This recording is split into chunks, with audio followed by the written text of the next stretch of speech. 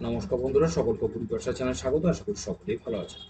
বন্ধুরা, সুপ্রিম কোর্টের রায়ে এবার বেশ চাপে পড়েছে রাজ্য সরকার। 10,000 কোটির দিয়ে জটিলতার সৃষ্টি হয়েছে। জনকল্যাণ নাকি মহার্ঘ ভাতা, এবার কোন পথে হাঁটতে চলেছে রাজ্য সরকার?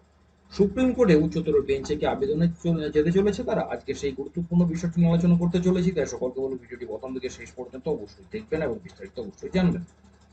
সুপ্রিম কোর্টের নির্দেশে পশ্চিমবঙ্গ সরকারকে রাজ্য সরকারি কর্মচারীদের বকেয়া মহার্ঘ ভাতার 25% অর্থাৎ 10,000 কোটি টাকার বেশি পরিমাণ শীঘ্রই পরিশোধ করতে হবে। এই রায়ে মুখ্যমন্ত্রী মমতা বন্দ্যোপাধ্যায়ের সরকার বড় চ্যালেঞ্জের মুখে পড়েছে। আগামী বছরের বিধানসভা নির্বাচনকে মাথায় রেখে আর্থিক সংকটের মধ্যে এই অর্থ জোগাড় করা জটিল হয়ে দাঁড়িয়েছে তাদের পক্ষে। রাজ্যের কাছে দুটি পথ খোলা রয়েছে: এক, আদেশ চ্যালেঞ্জ করে উচ্চতর বেঞ্চে আবেদন, এবং দুই, জনকল্যাণমূলক প্রকল্পের তহবিল কাটছাড়। তবে আইনবিদদের মতে আদেশ চ্যালেঞ্জের সুযোগ কম, ফলে লক্ষ্মীর ভান্ডার, গ্রামীণ সড়ক বা আবাস যোজনার মতো প্রকল্পে বাজেট কাটছাড়ের সম্ভাবনা তৈরি হয়েছে এবার। রাজ্যের ঋণের বোঝা জিডিপির 38%, যা জাতীয় স্তরে ষষ্ঠ সর্বোচ্চ। এমতাবস্থায় অতিরিক্ত 10,000 কোটি টাকা তোলা কঠিন। রাজ্য কর্মচারীরা বর্তমানে 18% দিয়ে পেলেও কেন্দ্রীয় কর্মীদের তুলনায় 37% ব্যবধান রয়ে গেছে। অর্থমন্ত্রী অমিত মিত্রের পরামর্শ নেওয়া হতে পারে বলে জানা গেছে এবার। তবে তৃণমূল নেতাদের আশঙ্কা যে জনসাধারণের প্রকল্পে টানাটানি ভোটে প্রভাব ফেলতে পারে। মামলাকারীদের আইনজীবী বিকাশ রঞ্জন ভট্টাচার্যের মতে মন্দির নির্মাণ বা ক্লাব অনুদানের মতো খাত থেকে টাকা সরিয়ে ডিএ পরিশোধ সম্ভব। জনকল্যাণ প্রকল্প থামানোর দরকার নেই। তবে আদালতের সময়সীমা নিয়ে বিভ্রান্তি রয়েছে। কেউ বলেছেন 4 সপ্তাহ, কেউ 3 মাস। রায়ের বিস্তারিত পাঠেই কেবল স্পষ্ট হবে সময়সীমা। মুখ্যমন্ত্রী শীঘ্রই এই বিষয়ে সরকারি সিদ্ধান্ত জানাবেন বলে আশা করা যাচ্ছে।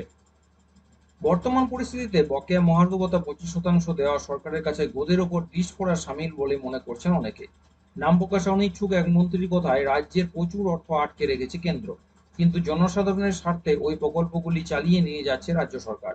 এখন রাজ্য সরকারের কোষাগার থেকে আবাস যোজনা, 100 দিনের কাজ থেকে গ্রামীণ সড়ক যোজনার টাকাও দেওয়া হচ্ছে। এই জন্য বাজেটে নির্ধারিত বরাদ্দও রয়েছে। উদ্বৃত্ত পরিস্থিতিতে কোন খাত থেকে কাটছাঁট করে ডিএ টাকা জোগাড় করা যায় সে ব্যাপারে চিন্তা ভাবনা শুরু হয়েছে। তিনি এও জানান যে এ ব্যাপারে অর্থনৈতিক বিষয়ে মুখ্যমন্ত্রীর মুখ্য উপদেষ্টা তথা রাজ্যের প্রাক্তন অর্থমন্ত্রী অমিত মিত্রের পরামর্শ নেওয়া হতে পারে। সুতরাং বোঝাই যাচ্ছে যে খুব শীঘ্রই বকেয়া ডিএর 25% যে রাজ্য সরকারি কর্মচারীরা পেতে চলেছেন, তাতে কোনো আর বলার কিছু থাকছে না। খুব শীঘ্রই হয়তো সরকারি বিজ্ঞপ্তি প্রকাশ হবে এবং কিভাবে দেওয়া হবে সেই বিষয়টাও সেখানে প্রকাশিত হতে চলেছে। আসছি পরে ভিডিও নিয়ে। সকলকে বলবো চ্যানেলটিকে তো অবশ্যই সাবস্ক্রাইব করবেন, শেয়ার করতে ভুলবেন না, নোটিফিকেশন বেলটি অবশ্যই অন করে রাখবেন, ভিডিও লাইক করবেন। সকলে ভালো থাকবেন, সুস্থ থাকবেন।